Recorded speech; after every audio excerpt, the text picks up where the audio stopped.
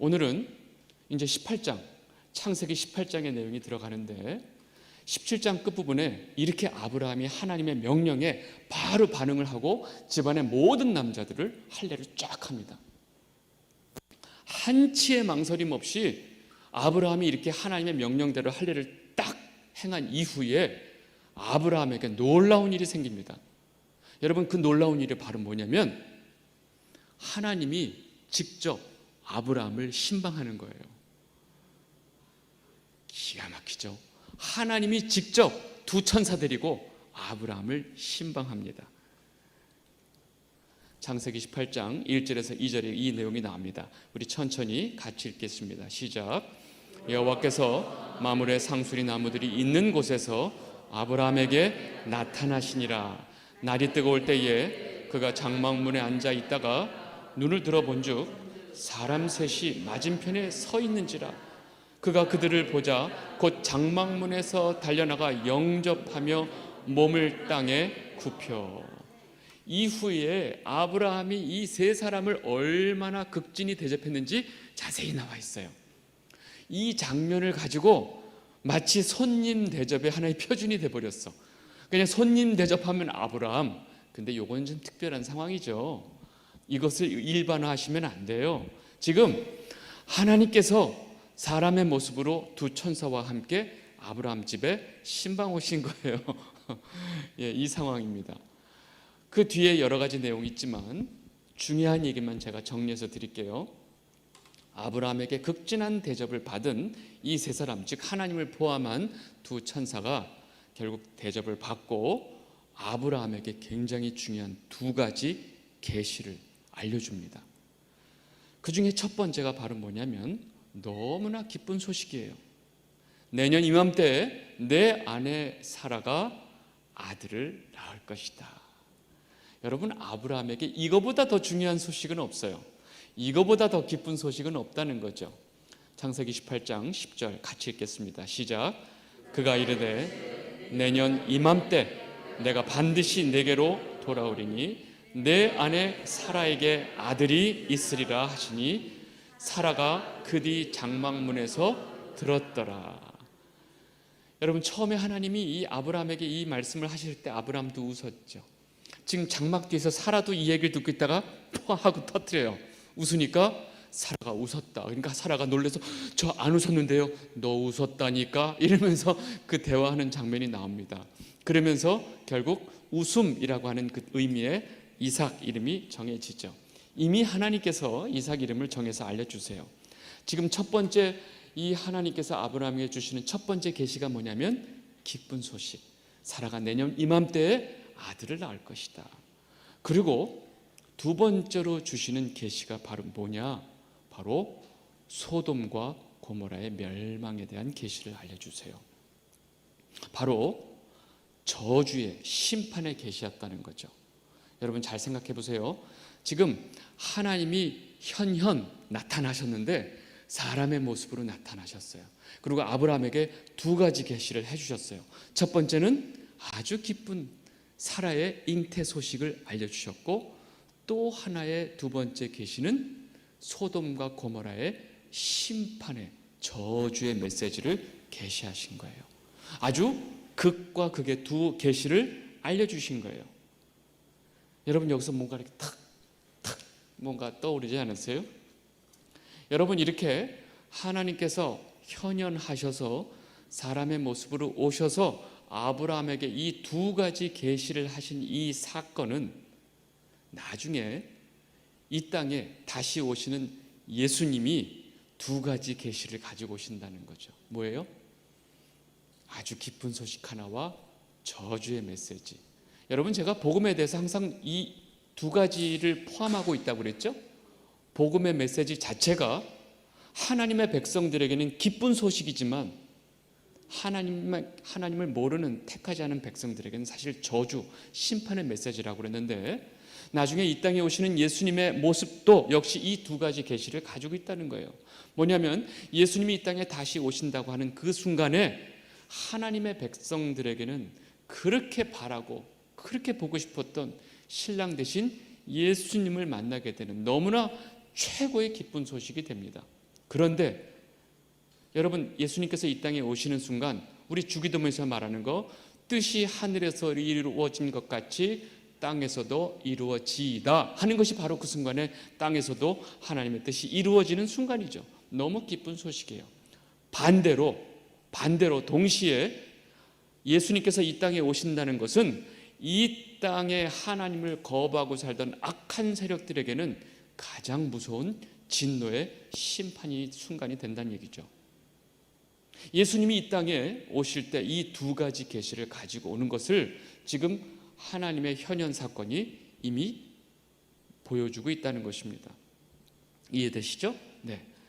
여러분, 이렇게 제가 세세하게 다 얘기하면 한두 끝도 없어서 큰 골격을 말씀을 드리는데, 결국 이렇게 소돔과 고모라가 멸망시킬 것이다, 저들의 죄악이 너무나 심해서 내가 저 성을 멸망할 것이다 라는 소식을 아브라함에게 알려주죠. 근데 아브라함이 그 순간 하나님께 이런 질문을 해요. 18장 23절 같이 읽겠습니다. 시작. 아브라함이 가까이 나아가 이르되 주께서 의인을 악인과 함께 멸하려 하시나이까. 여러분, 이 질문이 너무나 중요한 질문이에요. 하나님께서 저 소돔과 고모라를 멸망하신다는 얘기는 저기에 악인이 많기 때문에 지금 멸망하시는 건데, 혹시 그 안에 의인이 있는 것도 생각하지 않으시고 의인도 같이 멸하라 하십니까? 여러분, 지금 소돔과 고모라에 누가 있어요? 자기 조카 롯이 있잖아요. 지금 아브라함은 마음 심중에 자기 조카 롯을 생각하고 있겠죠. 그리고 이 질문을 했겠죠. 여러분들은 이 질문에 대해서 하나님께서는 의인과 악인과 함께 멸하시려 하나이까? 라는 이 아브라함의 질문에 대해서 여러분들은 어떻게 생각하세요? 하나님은 이 질문에 대해서 어떤 대답을 하실 것 같으세요? 여러분들이 이제까지 알고 있는 하나님에 대해서 알고 있는 자료들을 가지고 여러분들은 어떤 대답을 가지고 계세요? 사실 우리 너무나 뻔한 몇 가지가 있어서 답은 너무나 클리어합니다. 여러분, 하나님께서 한 영혼을 얼마나 소중히 여기시는지 아시죠? 예수님께서 항상 비유를 들 때 99마리 양들을 놔두고 잃어버린 그 양 한 마리를 찾아 나서는 얘기를 하시죠. 한 마리가 얼마나 중요한지, 한 영혼이 얼마나 중요한지 하나님께서 그 소중히 여기시는 걸 안다면 우리는 이 질문에 대한 답을 금방 알아요. 여러분, 사람들, 우리가 살아가는 세상 속에서는 이런 개념이 있어요. 대를 위해서 소가 희생되는 것은 값어치가 있다. 여러분, 이거는 이제 우리 사람들이, 죄인들이 만들어내는, 특별히 어떤 자신들의 욕심을 위해서 만들어내는 하나의 어떤 가치죠. 성경에서는 이런 개념이 없어요. 마치 어떤 큰 여러 대의를 놓고 몇 사람이 희생하는 것은 값어치 있는, 값 있는 희생, 이런 걸 영화를 통해서 우리들한테 끊임없이 주입을 해놨기 때문에 우리는 거기에 대해서 너무나 당연하게 여긴다는 거예요. 여러분, 그 브루스 윌리스 나오는 아마겟돈이라는 영화 보셨죠? 이런 재난 영화들이 똑같은 패턴이에요. 한두 사람의 희생으로 말미암아 많은 사람들을 살려주는, 이걸 자꾸 무슨 예수님 얘기를 하는데 그런 개념이 아니고, 뭔가 대를 위해서 소가 희생하는 것이 뭔가 당연하다는 메시지를 계속 세상은 우리한테 집어넣습니다. 그래서 거기에 대해서 너무나 자연스럽게 생각해요. 근데 하나님은 그렇지 않으세요. 아무리 악인을 수십만 명을 심판하기 위해서 동시에 의인 한 명을 희생해야 된다면 하나님은 절대 그렇게 하지 않으시는 게 하나님 뜻이에요. 하나님은 절대로 의인 한 명을 희생시키시는 법이 없어요. 제가 어떻게 아냐고요? 하나님 말씀으로 알죠. 제가 알겠어요. 여러분, 잘 들으세요. 소돔과 고모라가 멸망한 이유는 소돔과 고모라에 악인들이 너무 많고 그 안에 악이 너무 팽배해서 멸망한 게 아니고, 그 소돔과 고모라 안에 의인 한 명이 없기 때문에 멸망한 거예요. 예레미야 말씀을 보겠습니다. 예레미야 5장 6절 같이 읽겠습니다. 시작. 너희는 예루살렘 거리로 빨리 다니며 그 넓은 거리에서 찾아보고 알라. 내가 만일 정의를 행하며 진리를 구하는 자를 한 사람이라도 찾으면 내가 이 성읍을 용서하리라. 여러분, 지금 이게 예레미야에게 하나님께서 하시는 말씀이 있거든요. 하나님은 어떤 면에서는 확신이 있어요. 너무나 잘 아시는 거죠. 너 잘 들어. 너 지금 예루살렘 거리를 나가서 정의를 행하고 진리를 구하는 자 한 사람만 찾아와. 그럼 내가 이 예루살렘 성을 멸망시키는 것을 내가 안 할 거야. 용서해 줄 거야. 여러분, 소돔과 고모라는 나중에 아브라함하고 딜을 하잖아요. 50명이요, 45명, 50, 40명, 30명, 불안해 10명, 이렇게 10명까지 내려가요. 지금 그런 거 없어요. 다 필요 없어요. 10명? 단 한 명만 찾아와. 내가 그러면 이 예루살렘 성을 내가 용서해 줄게. 무슨 말이에요? 예루살렘 성이 결국은 바벨론 칼날에 그냥 완전히 난리가 나서 다 심판을 당했는데, 그 이유는 뭐예요? 예루살렘 성에 의인 한 명이 없었다는 증거예요.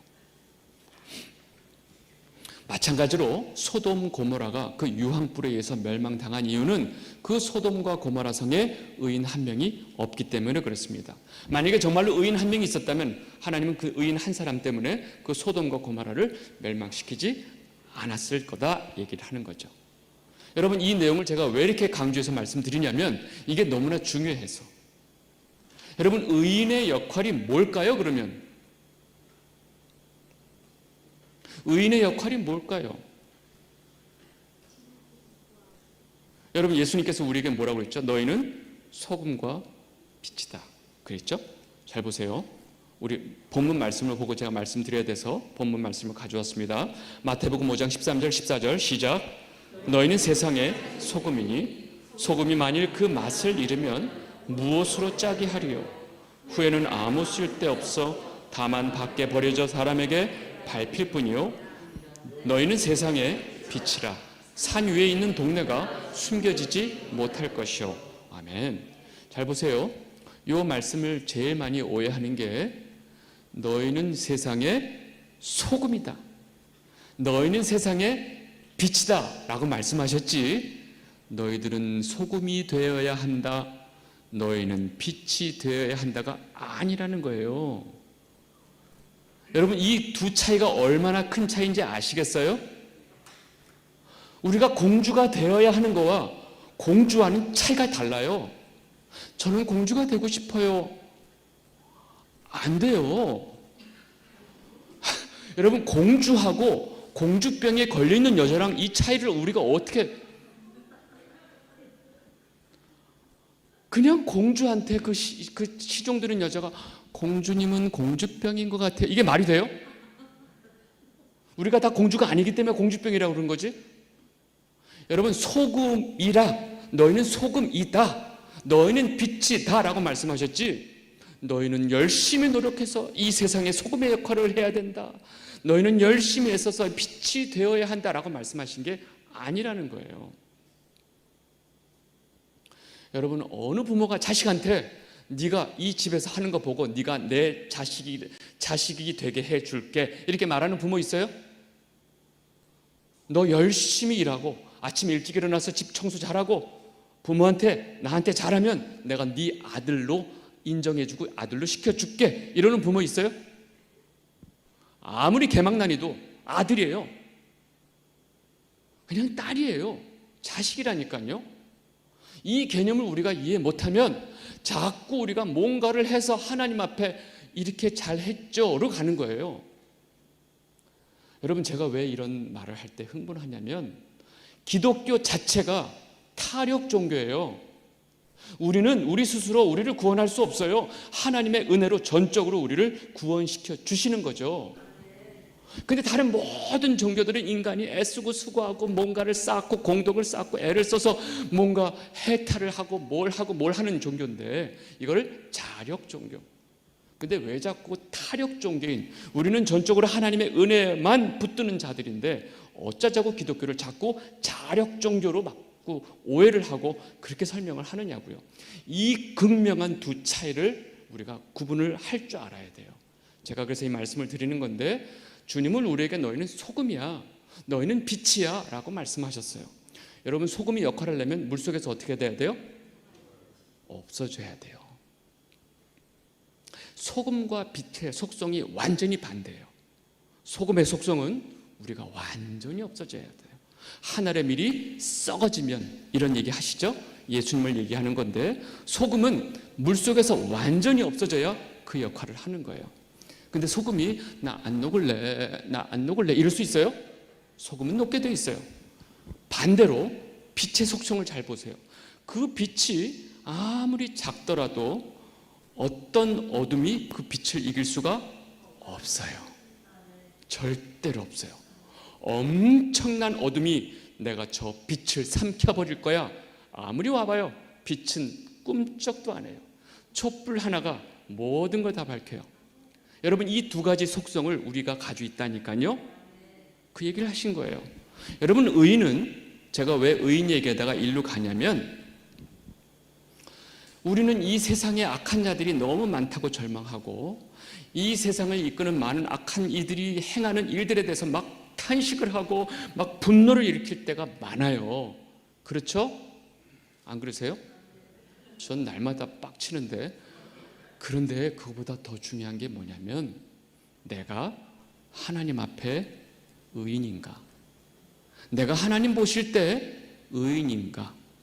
여러분, 우리는 하나님 보실 때 의인으로 그냥 있는 그 존재 자체로 역할을 하는 거지, 우리가 뭔가를 하는 게 아니에요.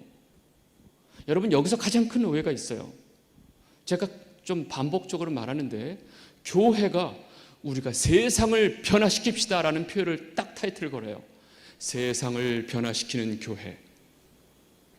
이거는 성경을 모르는, 여러분, 그렇게 세상을 변화시킨다고 소리쳤던 그 수많은 교회들이 세상을 변화시켰어요? 세상이 교회를 걱정하죠. 아유, 교회 저래서 되나. 여러분, 세상은 절대로 변하지 않아요. 중요한 건 우리 스스로가 세상에 의해서 변질되지 않도록 우리가 성도로서, 의인으로서 순수성을 유지하는 게 더 중요하다니까요. 그리고 우리 한 사람이 의인으로서 역할을 하면 하나님께서 이 교회를 지켜주신다니까요. 우리 한 사람이 의인으로서 있으면 이 한국, 이 대한민국을 하나님께서 멸망시키지 않는 거예요. 여러분, 제가 이것 때문에 막 수만 명 모이는, 끌어모으는 어마어마한 목회를 해야 성공, 이런 개념이 얼마나 썩어 문드러진 개념인지 우리가 알아야 된다는 얘기죠. 여러분, 우리 한 사람이 하나님 말씀 앞에 온전한 의인의 모습을 가지고 있으면 그 자체가 의인으로서 역할을 한다니까요. 여러분, 저는 확신하고 있어요. 지금 이 나라가 왜 이렇게 버티고 있느냐. 곳곳에 아직도 예수 그리스도의 복음을 붙들고 아무도 모르지만 조용히 하나님 말씀을 붙들고 있는 의인들이 곳곳에 이 땅에 있기 때문에 하나님께서 이 나라를 붙들고 계신 거예요. 여러분, 이 교회가 왜 하나님께서 붙들고 계신지 알아요? 여러분, 한두 명, 몇 명인지 모르죠? 이 교회 안에 예수 그리스도의 복음을 붙들고 있는 의인이 계시기 때문에 하나님께서 이 교회를 붙들고 있는 거예요. 여러분, 한 사람 한 사람이 그 역할을 하면 돼요. 남들 이렇게 하시면 안 돼요. 여러분, 이게 굉장히 중요합니다. 제가 의인의 역할에 대해서 분명히 설명을 해드리고 싶은 게 있어요. 그래서 하나님 앞에 올바로 서 있는 의인 한 명이 나라를 구하고 교회를 살리는 거라는 사실을 우리가 분명히 깨달았으면 좋겠습니다. 여러분, 우리는 마귀가 어떤 장난을 치냐면 숫자로 장난을 쳐요. 야, 니네 몇 명이서 뭘 할 수 있겠어. 아유, 꼴하지 마라. 계속, 야, 저기는 3만 명이야. 너희 지금 10명 가지고 뭐 하겠다는 거야. 이게 마귀의 계속 공격이에요. 여러분, 그래서 미디안과 300명이 수십만 명을 다 잡아 제끼는 거예요. 성경의 그 사건들이 하나님과 함께 있는 300명이 하나님과 함께 하지 않은 수십만 명보다 능력이 있다는 것을 그 사건이 보여주는 겁니다. 여러분, 이런 걸 잘 이해하셔야 돼요. 네, 우리는 하나님 시각으로 상황을 봐야 합니다. 제가 말 나온 김에 이 얘기만 좀 하고 좀 쉴게요. 여러분, 중보, 중보란 말 잘 아시죠? 지금 아브라함이 하나님, 저 성 중에 혹시 의인이 50명이라도 있으면 저 성을 살려주실 것입니까? 멸망시키지 않으실 것입니까? 50명 오케이.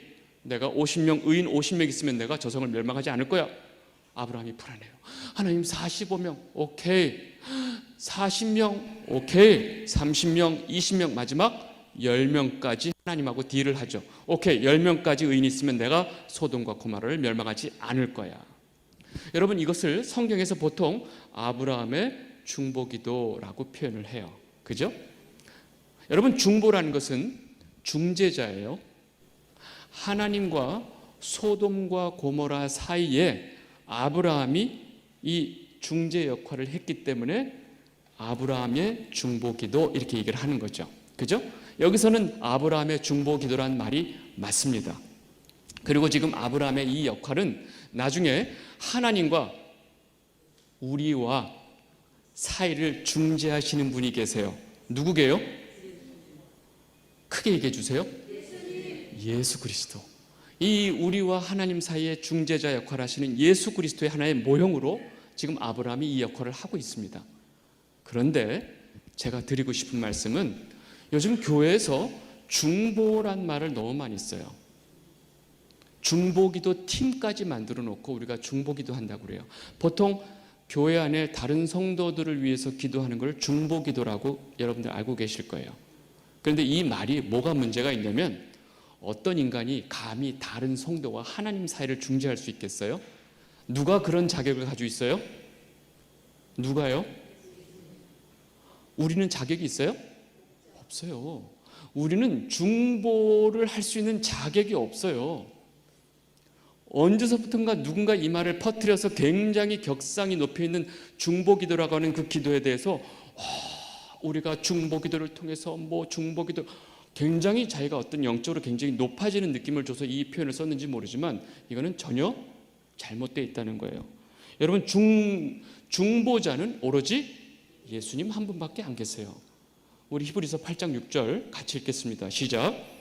그러나 이제 그는 더 아름다운 직분을 얻으셨으니 그는 더 좋은 약속으로 채우신 더 좋은 언약의 중보자시라. 아멘. 히브리서는 정확하게 예수님을 중보자라고 표현하고 있어요. 히브리서 12장 24절 시작. 새 언약의 중보자이신 예수와 및 아벨의 피보다 더 나은 것을 말하는 뿌린 피니라. 아멘. 여러분, 중보자는 예수님 한 분밖에 없다는 것입니다. 그래서 우리가 누군가를 위해서 기도할 때 성도가 성도를 위해서 당연히 기도해야 되죠. 교회의 아픈 분을 위해서 교인들이 같이 기도해야 됩니다. 그는 성경이 명령하고 있는 거예요. 근데 거기에 중보란 말을 쓰는 거는 적절치가 않다. 아시겠죠? 네.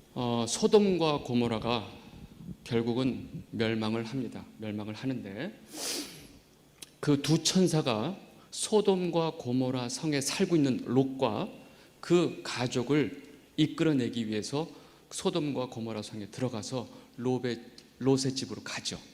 그죠? 여러분들 이 상황을 잘 아니까 롯의 집으로 외부에서 두 사람이, 남들 볼 때는 두 사람이, 이방인이 롯의 집에 들어가는 거예요. 소돔과 고모라 성에 살고 있는 롯의 집에 외부에서 온 두 남자가 그 집에 들어가는 거를 당시에 CCTV도 없었는데 온 성에 다 퍼졌어.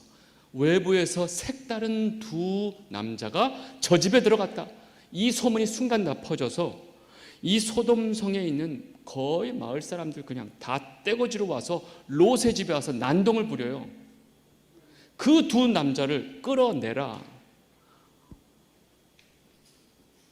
여러분, 지금 이 상황을 보면 지금 이 소돔과 고모라 성에 이 도덕 상태가, 성적인 타락이 어디까지 가 있는지 상상을 할 수가 없어요. 외부에서 온 두 남자를 끌어내라. 여러분, 이 얘기는 뭐냐면 자기네들끼리는 이미 새로운 뭔가가 필요했던 거예요. 그러니까 새로 두 남자가 오니까 이 온 마을 사람들이 다 달겨들어가지고 그 남자를 끌어내라고. 심지어 롯이 우리 집에 온 손님을 건들지 말고 내 두 딸을 내놓겠다까지 말을 해요. 여러분, 이 모든 롯의 표현도 그렇고 그것도 정상이 아니죠. 이 모든 상황 속에 이 당시의 소돔과 고모라의 이 성적 타락한 문화가 어디까지 가 있는지 상상을 할 수가 없습니다. 그 상황을 제가 19장 4절 5절 말씀으로 좀 같이 읽겠습니다. 우리 19장 4절 5절 같이 읽겠습니다. 시작.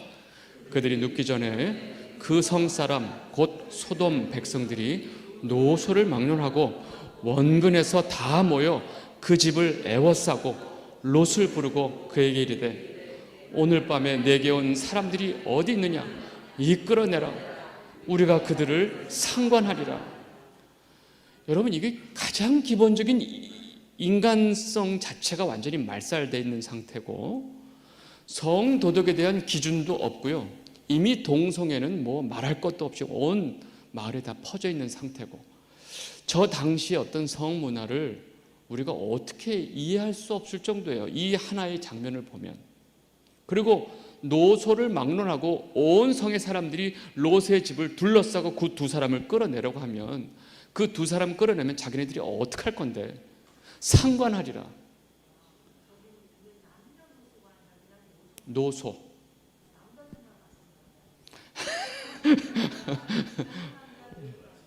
네. 여러 가지로 추측할 수 있습니다. 네, 하여간 이 상황을 우리가 어떻게 이해할 거냐고요. 그래서 이 순간 이 상황을 두 천사가 정리를 합니다. 막 사람들이 막 롯을 밀치고 들어오려고 할 때 이 두 사람이 천사거든요. 이 소돔과 고모라 상을 멸망시킬 두 천사거든요. 이것들이 잘못 골랐지. 그냥 두 천사가 롯을 확 끌어당기고 거기 있는 사람들 다 눈을 멀게 합니다. 그러니까 이 사람들이 갑자기 눈이 멀어서 정신없는 사이에 롯을 집 안으로 들이고 문을 닫아버려요. 그리고 롯에게 말하죠. 롯 잘 들어. 내가 내일 해가 뜰 때 이 소돔과 고모라를 완전히 유황과 불로 다 하나님의 뜻에 따라 멸망시킬 거야. 네 속한 사람들 빨리 모아서 여기를 떠나야 돼. 아주 긴급하게 얘기를 합니다. 그러니까 롯이 자기도 당황하지만 이 천사들로부터 들은 소식을 가지고 자기랑 아직 약혼 딸들과 약혼한 두 사위들에게 급하게 이 소식을 전합니다. 놀랍게도 이 사위들이 그 시아버지 될 사람 롯의 이 이야기를 듣자마자 어떻게 반응하냐면 19장 14절 같이 읽겠습니다. 시작. 롯이 나가서 그 딸들과 결혼할 사위들에게 말하여 이르기를 여호와께서 이 성을 멸하실 터이니 너희는 일어나 이곳에서 떠나라 하되 그의 사위들은 농담으로 여겼더라. 여러분, 지금 사위들이 농담으로 여겼어요. 에? 아유, 무슨 말씀이세요? 아유, 주무세요. 그리고 완전히 농담으로 여긴 거예요. 현실적인 이 얘기를 함에도 불구하고 농담으로 여겼다는 얘기는 우리가 당시 소돔과 고모라에 사는 인간들에게 어떤 생각을 가지고 사는지 우리는 알 수 있어요. 우리가 멸망당할 것이다 라는 생각 자체가 없었던 거예요. 여러분, 놀랍게도 성경은 예수님이 끊임없이 이 세상이 마지막 멸망할 때도 소돔과 고모라와 같을 것이다 라고 끊임없이 얘기를 해요. 그게 무슨 말이냐면 이 세상 모든 사람들에게 진짜 세상의 끝이 왔을 때 그 소식을 아는 사람이 전하면 어떻게 여긴다고요? 다 너 약이나 먹어. 잠푹 자고 약이나 먹어. 너 좀 상태가 좀 심각하구나. 망한다고. 아이고, 좀 작작 좀 미쳐라. 아마 이런 얘기 할 거예요. 여러분, 예수님께서 분명히 뭐라고 그랬냐면 생각하지 않은 때에 인자가 오리라. 아무도 이 세상이 멸망할 거라고 생각하지 않은 때에 인자가 오리라. 그래서 우리는 아주 쉽게 이 세상 마지막 때도 이와 같은 상황이 벌어질 거라는 것을 쉽게 예상할 수 있습니다. 오로지 깨어있는 하나님의 백성들만이 때가 온 것 같다 그렇게 느낄 뿐이에요. 놀라운 건 그때 주변 사람들에게 아무리 전하려 해도 전해지지가 않는다는 거예요. 네. 여러분, 우리가 애써서 누구한테 전해서 복음이 전달되지는 않아요. 우리는 애를 써야 돼요. 전도하기 위해서 애를 써야 됩니다. 그런데 전도가 되고 그 사람이 하나님께 돌아오는 이 모든 과정은 단순히 내가 애써서 되는 부분이 아니라는 걸 우리가 잘 알아야 됩니다. 결국 롯은 이제 동이 트면 소돔과 고모라가 멸망하니까 천사가 막 이끌어내 가지고 소돔과 고모라 그 롯의 가족들이 막 그 성을 탈출하는데, 제가 저 산까지는 도저히 못 가겠사오니 저 눈에 보이는 저 자그마한 성으로 도망가게 해주세요. 그래가지고 소알성으로 그냥 도망가고, 천사가 그래요. 오케이, 네가 도망가는 저 소알성도 내가 원래 사실은 멸망시키려고 했는데 네가 도망가서 거기 거하니까 내가 소알성은 멸망시키지 않을 거야. 빨리 뛰어. 그래가지고 가족들이 열심히 뛰죠. 여러분, 사실은 어떻게 보면 롯은 하루아침에 삶의 터전을 완전히 잃어버린 거예요. 롯은 처음에 이 소돔과 고모라에 왜 들어갔을까요? 보기 좋아서. 너무 눈에 보기 좋고, 당시 이 소돔과 고모라의 문화적인 어떤 그런 그 발달된 거는 상상을 초월해요. 너무나 발달됐고 너무나 화려했고 너무나 눈에 보기 좋기 때문에 소돔과 고모라 성에 갔죠. 롯의 자신의 눈에 보기 좋은 그 세속적인 선택으로 인해서 결국 지금 소돔과 고모라 성에서 살고 있었던 거고, 이 악한 도시에서 살고 있었던 거예요. 결국 하나님이 아브라함을 통해서 롯은 구출해내고 있는 거예요. 여러분, 우리 눈에 너무나 보기 좋고 화려한 것들을 우리가 좀 조심해야 됩니다. 여러분, 요즘 언제서부터인지 제가 뭐 다른 교회를 다녀보지를 않아서 모르겠어요. 그런데 요즘 지나다가 저게 뭐지? 하고 보면 교회예요. 교회 건물이 얼마나 화려하고 놀라운지 말도 못해요. 제가 알고 있던 예전의 교회 모습은 아니에요. 너무너무나 화려하고 너무너무나 막 웅장해요. 세상 사람들도 보고 우와, 아주 기가 막힐 만큼 기가 막히게 아름답고 화려해요. 여러분, 교회가 이렇게 화려함을 추구하는 것은 조금 문제가 있습니다. 사실 조금이 아니에요. 아주 심각한 문제가 있다는 걸 우리가 알아야 됩니다.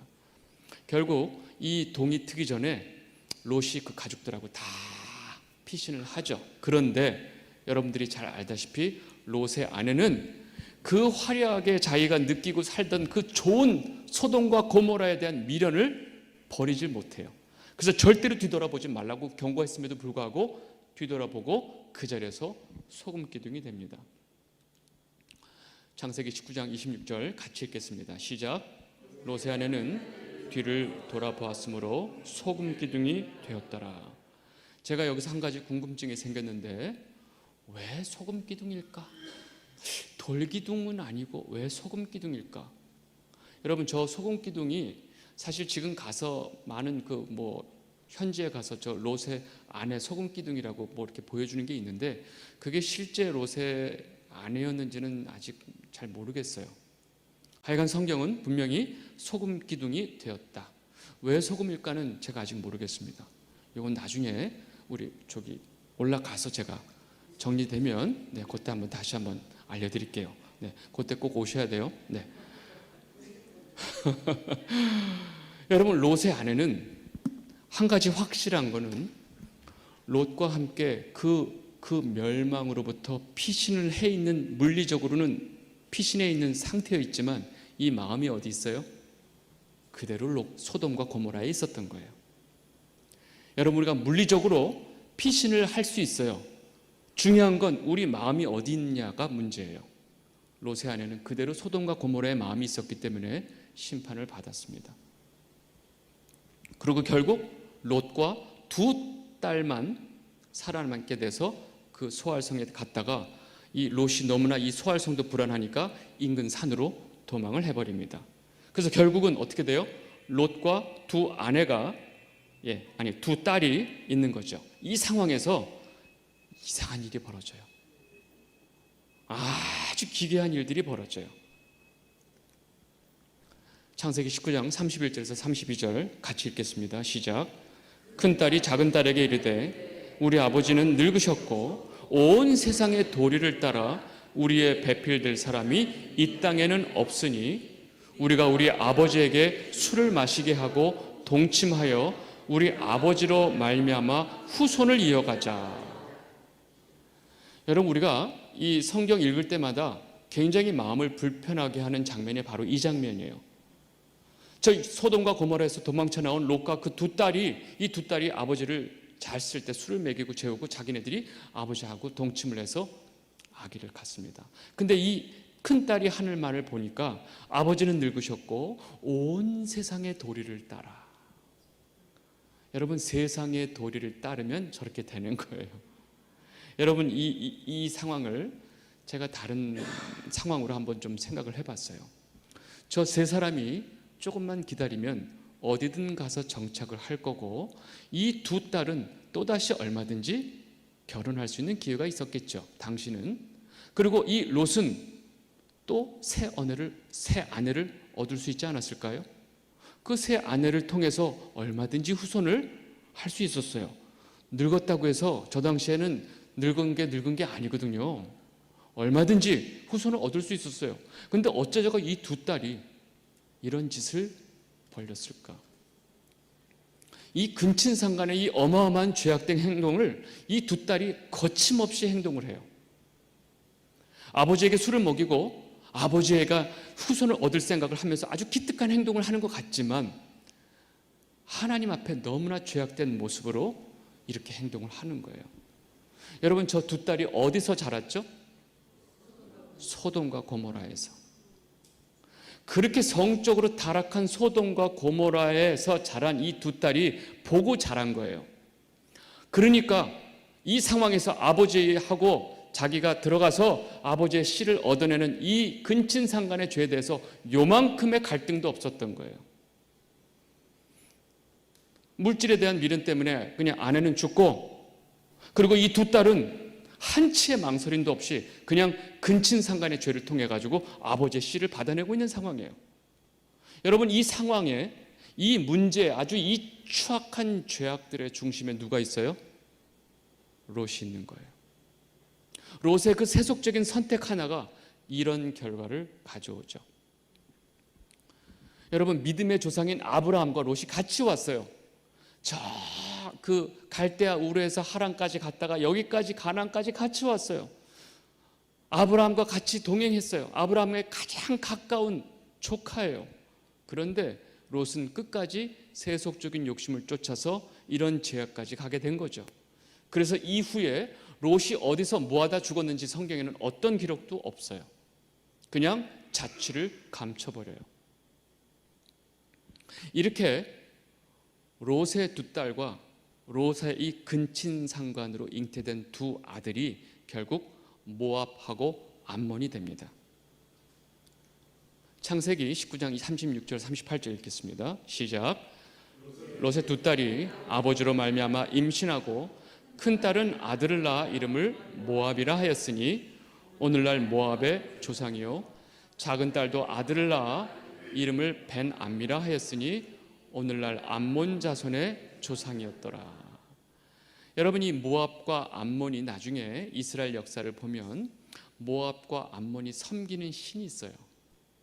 몰렉이란 신을 섬깁니다. 여러분, 몰렉 신이 어떻게 섬기는 줄 알아요? 자식을 불 가운데로 지나가게 합니다. 다시 말해서 자식을 제물로 바치는 신이 몰렉 신이에요. 이 모압과 암몬이 이 나중에 몰렉 신을 섬기게 되고 역사 내내 하나님의 백성 이스라엘의 거의 가시 같은 존재로 역할을 합니다. 모압이란 저 이름의 뜻은 아버지로 말미암아 이런 뜻이에요. 그리고 벤암미라고 그랬죠. 이 벤암미란 말을 암몬이라고 이제 줄여서 말하는데, 저 암몬이란 이름의 뜻은 내 아버지의 아들. 이름이 기가 막히죠. 아버지로 말미암아, 그리고 둘째 아들은 내 아버지의 아들. 여러분, 이 두 이름 사이에 뭐가 있어요? 이름의 뜻에 이 아버지와의 근친상간의 죄악이 그대로 그 이름 안에 들어가 있다는 거예요. 놀랍죠? 네. 여러분, 우리가 성경 역사가 있는 그대로 이런 추악한 인간들의 죄악들을 가감없이 어떤 미워하지 않고 그대로 다 까발기고 있어요. 우리가 이걸 봐야 돼요. 근데 자꾸 은혜롭고 좋은 말씀 찾아서 자꾸 딴 데로 가면 성경은 우리에게 아무런 의미 없는 책이 되어버립니다.